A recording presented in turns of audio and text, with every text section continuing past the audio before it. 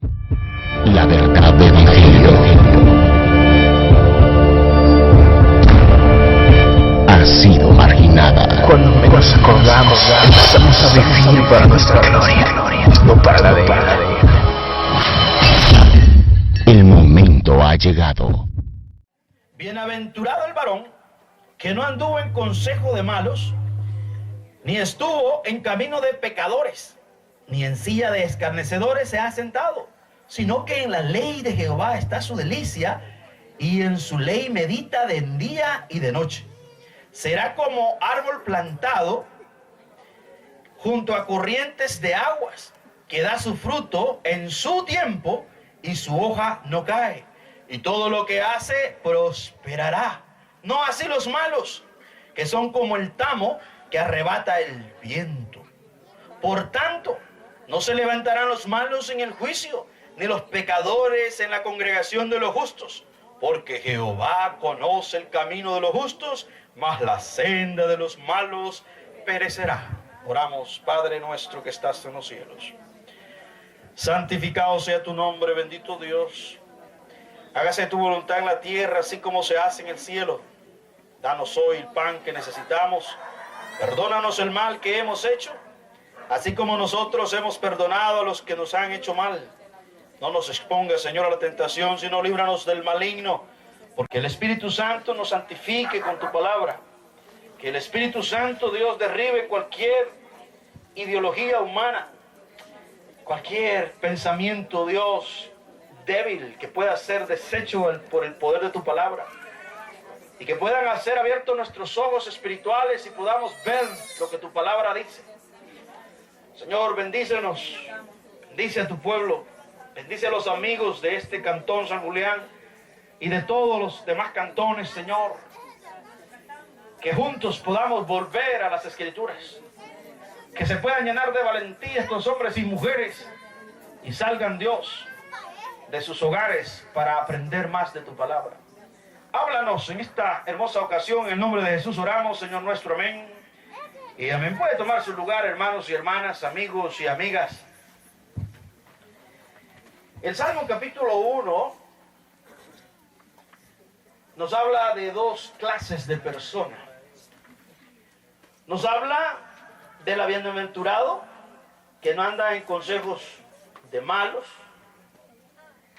Nos habla de esa persona temerosa, una persona justa. Y luego nos habla de la persona incrédula, del impío.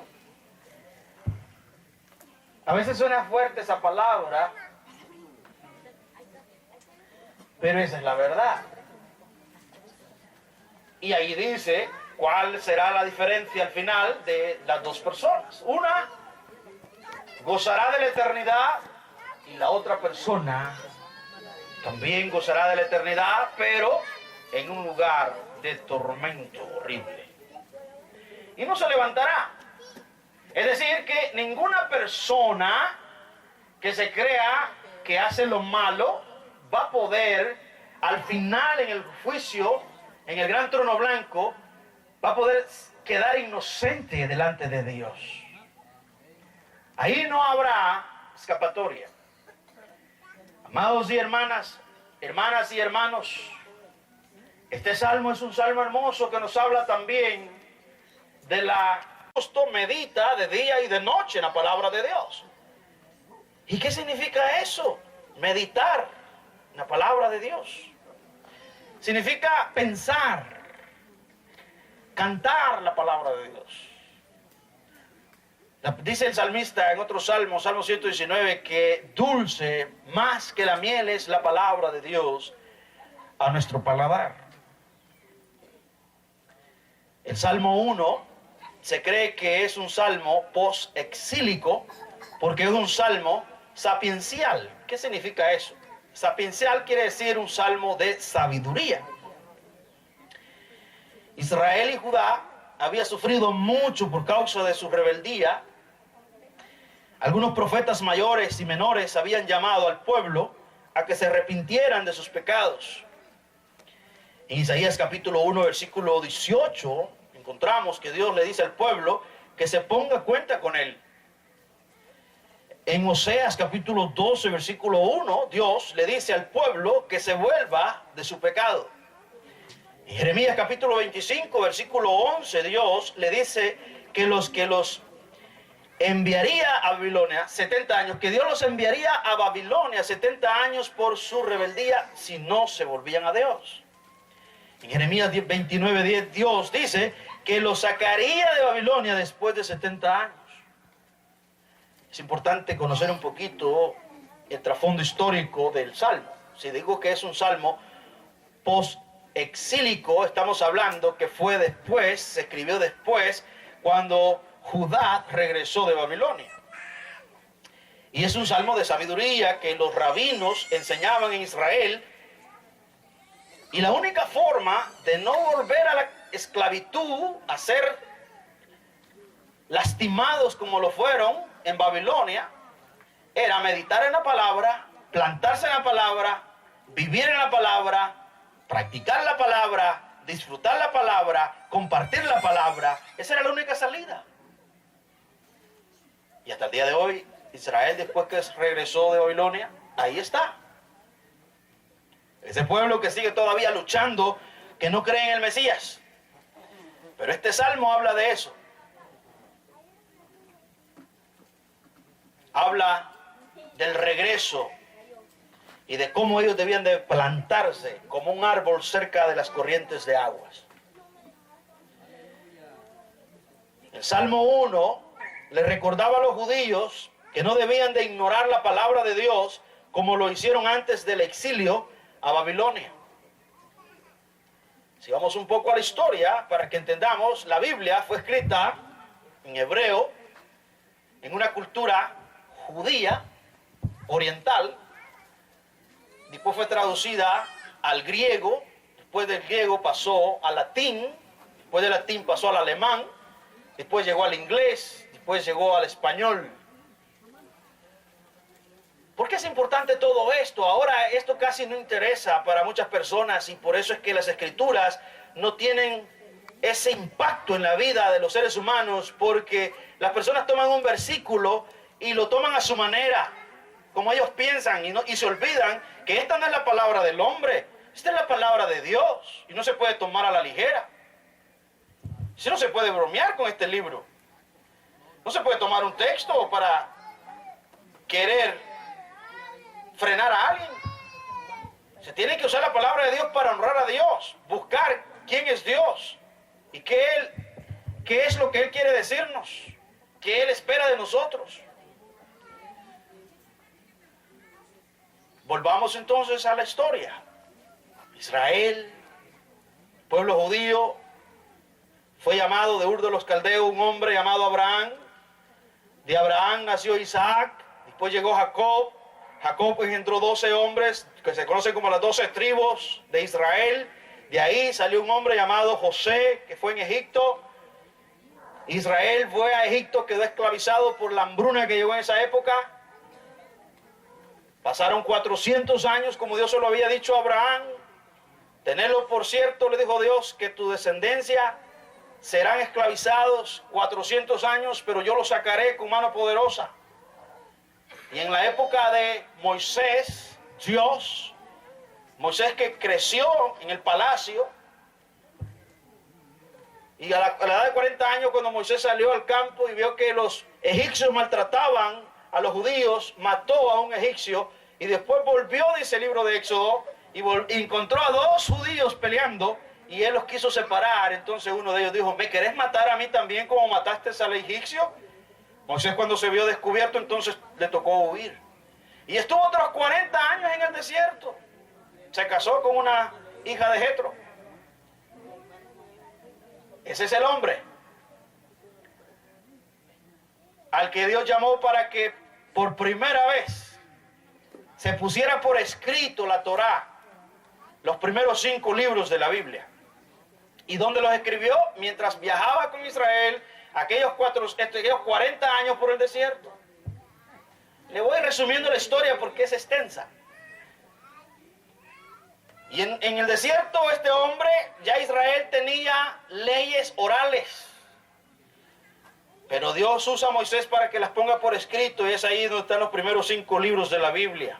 Se le conoce la Torá, Pentateuco, Penta, 5 del griego. Así llegaron las escrituras. Después Dios usó a profetas, a sacerdotes, para seguir escribiendo la palabra de nuestro Dios. Se dice que hay unos 41 lectores, hombres, que Dios usó para escribir las Sagradas Escrituras, y duró aproximadamente 1500 años para que se escribiera la Biblia. Es decir, Moisés escribió 1400 años antes que llegara Jesús, y Juan, el discípulo amado, escribió el libro de Apocalipsis 100 años después de Cristo. Si usted suma 1400 años antes de Jesús a 100 años después de Cristo y hace la suma, 1400 más 100, 1500 años. Ahí se cerró. Se cerró el cano. Y esta es la escritura que tenemos hoy en día, suficiente para que usted pueda conocer acerca del Dios Todopoderoso. Las escrituras son importantes. Pablo le dijo a Timoteo,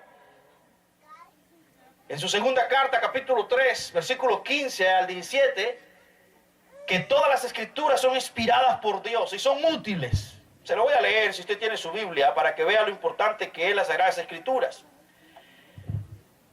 Segunda carta a Timoteo, capítulo 3, versículo 15 en adelante.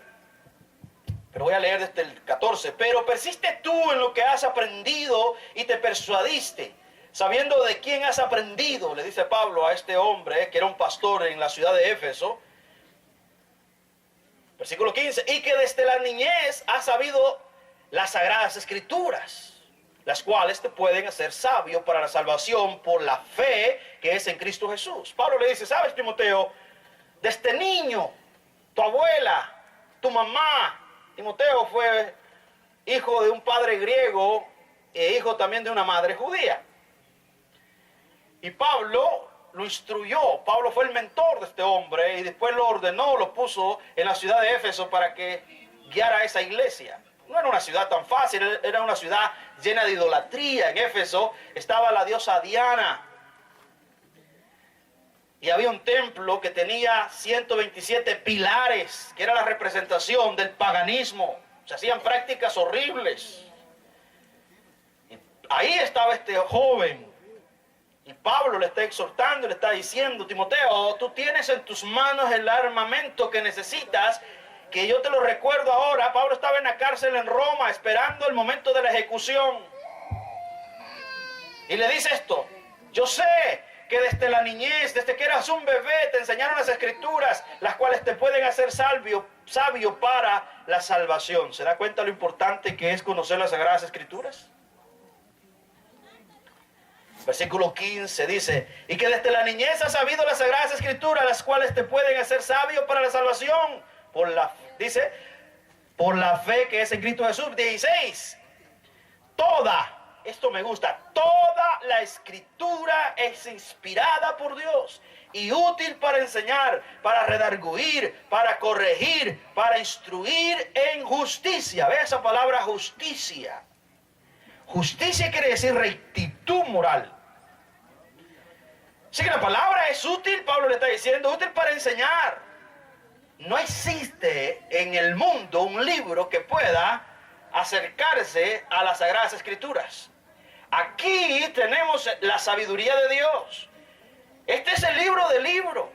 Lastimosamente es el libro más rechazado, el libro más vendido a nivel mundial, el libro más traducido en todos los idiomas, se sigue traduciendo, pero es el libro más rechazado y más ignorado por muchos de los seres humanos.